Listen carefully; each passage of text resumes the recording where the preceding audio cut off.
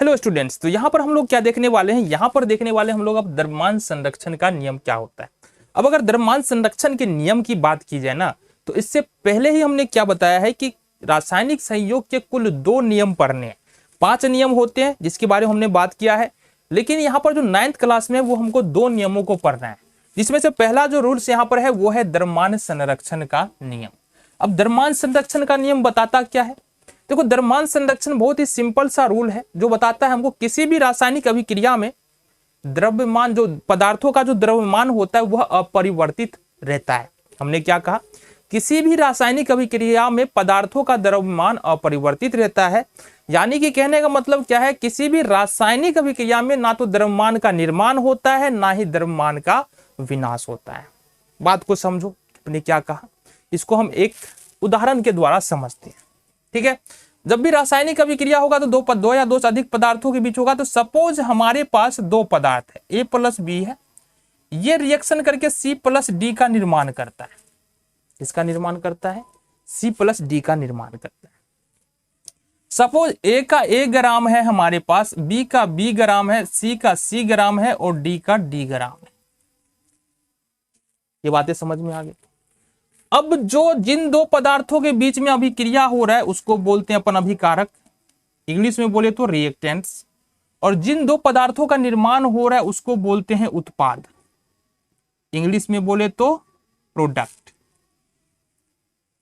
बातें समझ में आ रही? जिन 2 पदार्थों के बीच में अभिक्रिया हो रही है या कोई सिंगल पदार्थ टूट रहा है तो अभिकारक में क्या होगा, सिंगल पदार्थ हो जाएगा। इसका भी उदाहरण ले लेते हैं ना हम। सपोज हमारे पास A है, A टूट करके B और C बना रहा है। क्या बना रहा है? B और C बना रहा है। तो यहां पर A का A ग्राम है, B का B ग्राम है और C का C ग्राम है। समझो बात को, C का C ग्राम है। तो जिन पदार्थों का देखो 2 या 2 से अधिक पदार्थ यदि अभिक्रिया कर रहा है तो जिन 2 पदार्थों के बीच में अभिक्रिया हो रहा है उसको हम लोग अभिकारक बोलेंगे। यहाँ पर A और B अभिकारक है। या एक पदार्थ टूट रहा है तो इस स्थिति में जो पदार्थ टूट रहा है वो हमारा अभिकारक है। जिन पदार्थों का निर्माण हो रहा है वो उत्पाद है। टूट करके जिन 2 पदार्थों या दो या 2 से अधिक पदार्थों का निर्माण हो रहा है उसको भी अपन उत्पाद बोलेंगे। तो इस स्थिति में हमारा ये उत्पाद हो गया और ये हो गया अपना अभिकारक। अब हमने क्या कहा?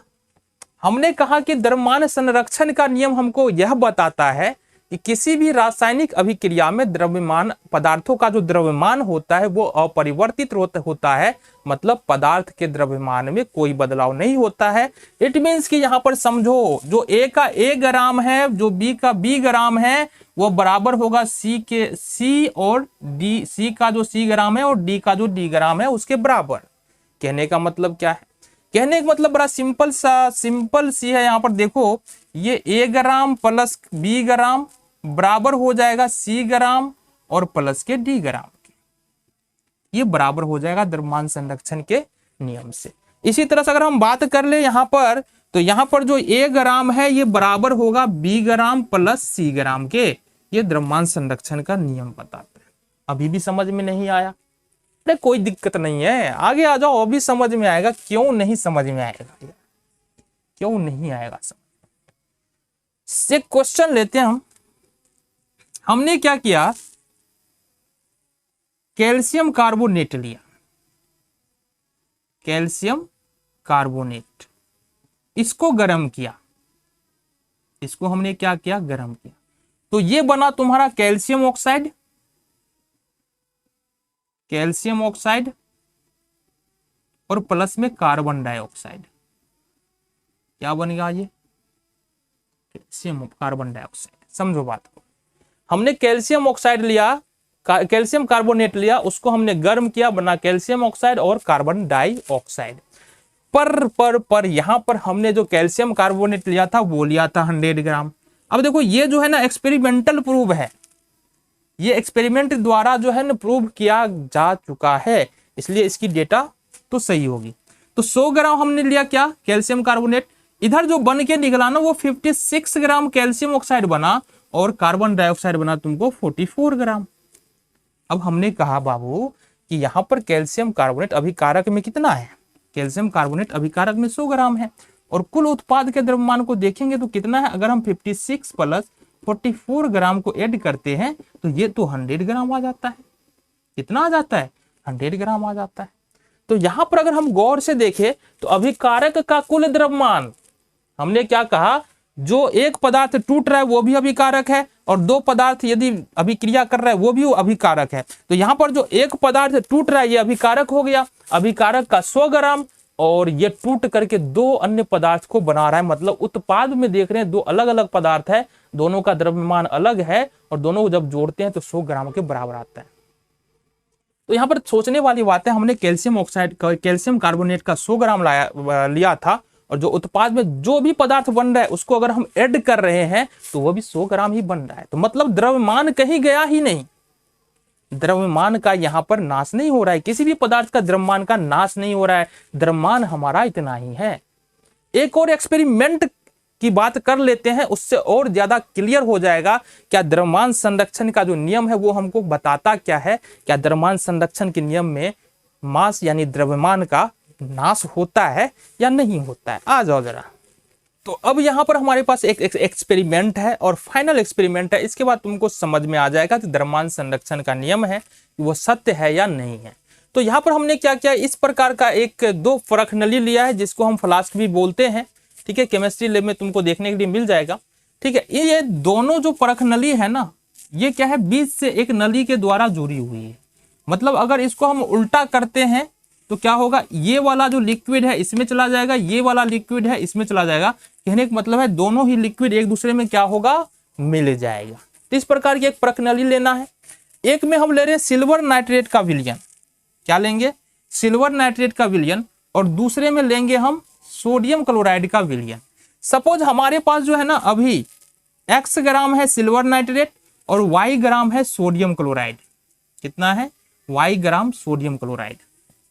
ठीक है, अब क्या करते हैं अपन, ये दोनों तो अभी मिला हुआ नहीं है, जैसा कि देख रहे हैं ये नली क्या है, नली ऊपर है और लिक्विड नीचे, मतलब मिला हुआ नहीं है। इससे पहले अपन माप लेंगे। तो यहां पर वेट निकल रहा है हमारा x प्लस वाई ग्राम। कितना निकलेगा जरा बताना, x प्लस वाई ग्राम निकलेगा। जो वेट निकलेगा दोनों विलयन का x प्लस वाई ग्राम, क्योंकि सिल्वर नाइट्रेट हमने लिया x ग्राम, सोडियम क्लोराइड हमने लिया है y ग्राम। अब क्या करते हैं अपन, थोड़ा सा खेलते हैं इसके साथ, थोड़ा उलट पलट कर देते हैं। अब देखो उलट पलट करने का मतलब क्या है कि ये जो परख नली है इसको क्या करेंगे अपन, ऐसे कर लेंगे, ये परख नली को अपन ऐसे कर लेंगे, थोड़ा सा उल्टा पलटा देंगे, ये जहां जुड़ा हुआ है ऐसे उल्टा देंगे। ठीक है, अब जैसे ही उल्टाएंगे तो होगा क्या, जो ये जो दोनों वाला लिक्विड है एक दूसरे में मिक्स हो जाएगा और अच्छी तरह से अपन मिला भी देंगे। क्यों मिलाएंगे, जैसे ही मिलाएंगे तो एक केमिकल रिएक्शन हो जाएगा दोनों के बीच। किसके बीच, सिल्वर नाइट्रेट और सोडियम क्लोराइड के बीच एक रिएक्शन होगा। देखो गौर से देखो, सिल्वर नाइट्रेट प्लस में बने हमारा है सोडियम क्लोराइड,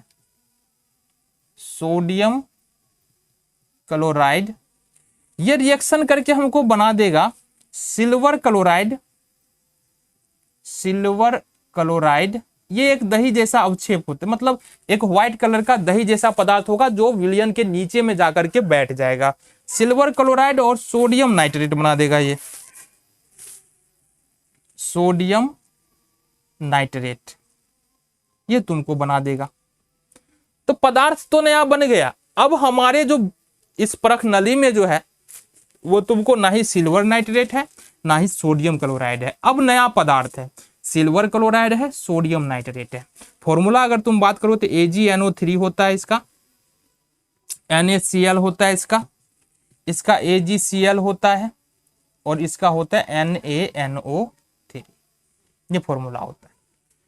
अब नया पदार्थ बन गया, जैसे ही रिएक्शन संपन्न हो जाएगा अपन क्या करेंगे, फिर से जाके इसको तोलेंगे, है ना। अब की बार देखिए तोले तो बड़ा चमत्कार हो रहा है, फिर से हमारे पास जो वजन आ रहा है वो x प्लस वाई ग्राम ही आ रहा है। कितना आ रहा है, x प्लस वाई ग्राम ही आ रहा है। अब तो चमत्कार हो गया, पदार्थ नया बन गया। पदार्थ यहाँ पर पहले वाला पदार्थ नहीं है, सिल्वर नाइट्रेट था, सोडियम क्लोराइड था, पदार्थ जो बना सिल्वर क्लोराइड सोडियम नाइट्रेट बन गया, अलग अलग पदार्थ बन गया, लेकिन वजन में बदलाव नहीं हो रहा है। मतलब मास का विनाश या बढ़ भी नहीं रहा है, घट भी नहीं रहा है, ना ही मास यानी द्रव्यमान बढ़ रहा है, ना ही मास घट रहा है। इसका मतलब है कि किसी भी रासायनिक अभिक्रिया में मास का ना ही निर्माण होता है, द्रव्यमान का ना ही निर्माण होता है, ना ही विनाश होता है। यानी कि किसी भी रासायनिक अभिक्रिया में द्रव्यमान अपरिवर्तित रहता है। बातें समझ में आ गई? आओ एक हाथ क्वेश्चन कर ले इस पर।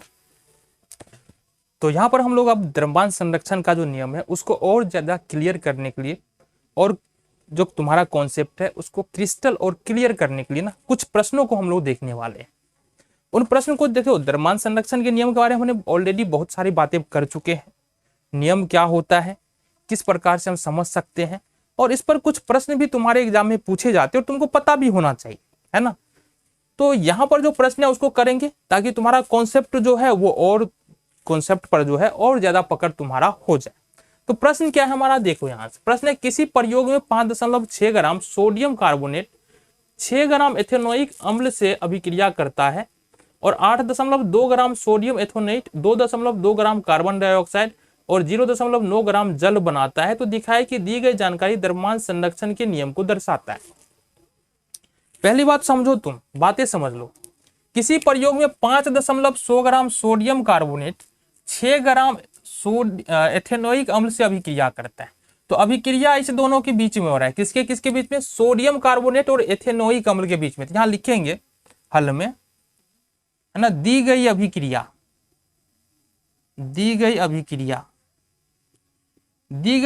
क्या है हमारे पास, दी गई अभिक्रिया सोडियम कार्बोनेट,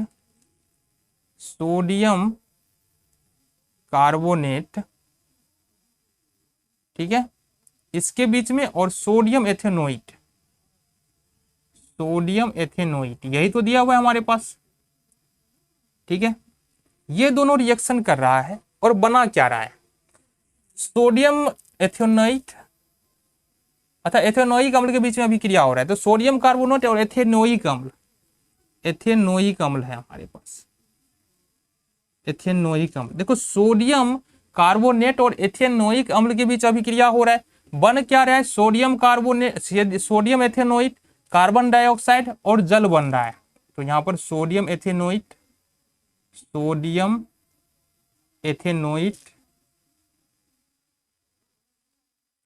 देन बन रहा है कार्बन डाइऑक्साइड, समझते चलना, और यहां पर बन रहा है जल। 3 चीज बन रहा है। प्रश्न में यह बातें दी हुई है कि सोडियम कार्बोनेट एथेनोइक अम्ल के साथ अभिक्रिया करता है, सोडियम एथेनोइट कार्बन डाइऑक्साइड और जल बनाता है।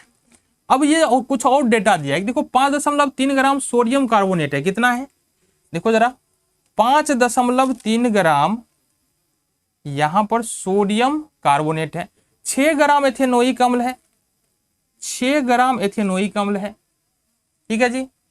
8.2 ग्राम सोडियम एथेनोइट है, 8.2 ग्राम सोडियम एथेनोइट है, और 2.2 ग्राम कार्बन डाइऑक्साइड है, 2.2 ग्राम कार्बन डाइऑक्साइड है। जल कितना है, जल है 0.9 ग्राम। अब बोल रहा है ये जो डेटा तुम्हारे पास दिया हुआ है ना, ये जो डेटा तुम्हारे पास है ये द्रव्यमान संरक्षण के नियम को दर्शाता है। तो एक बार समझो, यहां से हमने क्या कहा, जिन दो पदार्थों के बीच में अभिक्रिया हो रहा है वो अभिकारक है, और जिन पदार्थों का निर्माण हो रहा है अभिक्रिया के बाद वो उत्पाद है। मतलब सोडियम कार्बोनेट और एथेनोइक अम्ल अभिकारक है, और सोडियम एथेनोइट कार्बन डाइऑक्साइड और जल उत्पाद है। द्रव्यमान संरक्षण का नियम क्या बताता है कि अभिक्रिया के पहले का जो द्रव्यमान होगा वो अभिक्रिया के बाद वाले द्रव्यमान के बराबर होगा, या ये भी बोल सकते हैं जो अभिकारक का कुल द्रव्यमान होता है वह उत्पाद के कुल द्रव्यमान के बराबर होता है। तो यहां पर देखेंगे अभिकारक में अगर हम बात करें सोडियम कार्बोनेट का द्रव्यमान, या फिर ऐसे लिखो, अभिकारक का कुल द्रव्यमान,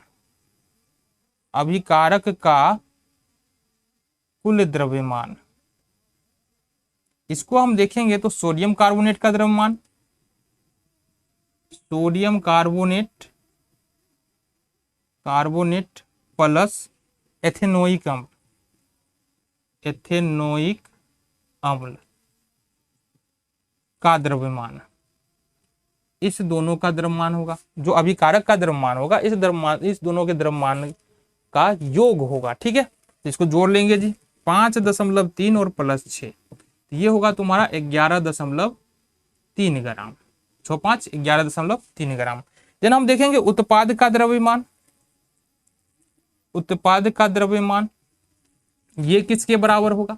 ये बराबर होगा sodium ethanoate, sodium ethanoate plus में CO2 प्लस में H2O के बराबर होगा। H2A का द्रव्यमान के बराबर होगा। ठीक है, अब देखो सोडियम एथेनोइट का द्रव्यमान कितना है? 8.2 ग्राम है। कार्बन डाइऑक्साइड का द्रव्यमान कितना है? 2.2 ग्राम है। और जल का द्रव्यमान कितना है? 0.9 ग्राम है।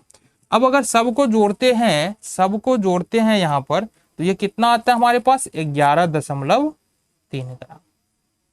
अब चूंकि यहाँ पर अभिकारक का कुल द्रव्यमान 11.3 ग्राम, उत्पाद का कुल द्रव्यमान 11.3 ग्राम, मतलब यहाँ पर अभिकारक का कुल द्रव्यमान उत्पाद के कुल द्रव्यमान के बराबर है। अतः ये जो दी गई जानकारी है यह किस नियम को बताता है? द्रव्यमान संरक्षण के नियम को बताता है। क्या लिखेंगे यहां? अभिकारक का कुल द्रव्यमान, अभिकारक का कुल द्रव्यमान बराबर है उत्पाद का कुल द्रव्यमान। ठीक है, एक लाइन और लिख देना है यहां पर, इसलिए यह जानकारी जो है वो द्रव्यमान संरक्षण के नियम को दर्शाती है।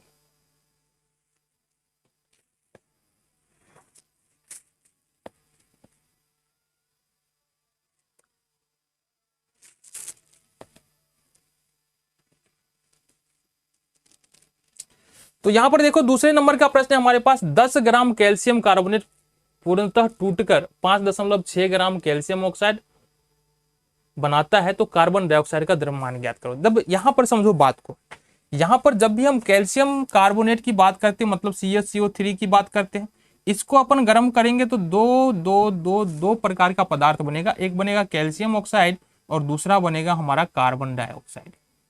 प्रश्न में क्या कहा जा रहा है? प्रश्न में कहा जा रहा है बाबू कि यहां पर 10 ग्राम कैल्शियम कार्बोनेट, इसकी मात्रा है 10 ग्राम, पूर्णतः टूटकर 5.6 ग्राम, 5.6 ग्राम कैल्शियम ऑक्साइड, और ये नहीं पता है कार्बन डाइऑक्साइड कितना बन रहा है, ये हमको नहीं पता है। यही हमको निकालना है बाबू कि यहां पर जो कार्बन डाइऑक्साइड है वो कितना बनने वाला है। क्या पता करना है? कार्बन डाइऑक्साइड हमारा कितना यहां पर बनने वाला है। तो अगर हम यहां पर क्या करें, मान लेते हैं बाबू, माना कि x ग्राम का CO2 बनता है। ठीक है, तब द्रव्यमान संरक्षण के नियम से क्या करेंगे? द्रव्यमान संरक्षण के नियम से अभिकारक का कुल द्रव्यमान, अभिकारक का कुल द्रव्यमान ये बराबर होता है उत्पाद के कुल द्रव्यमान, उत्पाद के कुल द्रव्यमान। तो अभिकारक का द्रव्यमान कितना है यहां पर? अभिकारक में CaCO3 है, अभिकारक का द्रव्यमान है 10 ग्राम, उत्पाद में जो कुल द्रव्यमान है CaO का द्रव्यमान कितना है? 5.6 ग्राम, और यहां पर हमने क्या माना है? कार्बन डाइऑक्साइड का द्रव्यमान कितना माना है? x माना है। तो ये कर लो, x बराबर यदि हम देखेंगे तो 10 - 5.6 हो जाएगा, 10 ग्राम - 5.6 ग्राम। अब अगर तुम घटाओ तो कितना आएगा? 10 में से 5.6 घटा लो, 0, 10 में से 6 4 दशमलव, ये बच जाएगा 9 में से 5 4.4 ग्राम। क्या बच गया तुम्हारा? यानी कि जो कार्बन डाइऑक्साइड का अमाउंट जो होगा वो कितना होगा? 4.4 ग्राम। और तुम एक बात ये बता दो कि पूछ रहे हैं हमारा कि इस समस्या को हल करने के लिए किस रासायनिक संयोग के नियम का प्रयोग किया जा रहा है? तो हमने क्या कहा? द्रव्यमान संरक्षण के नियम से, मतलब इस समस्या को हल करने के लिए हमने द्रव्यमान संरक्षण के नियम को प्रयोग में लिया है।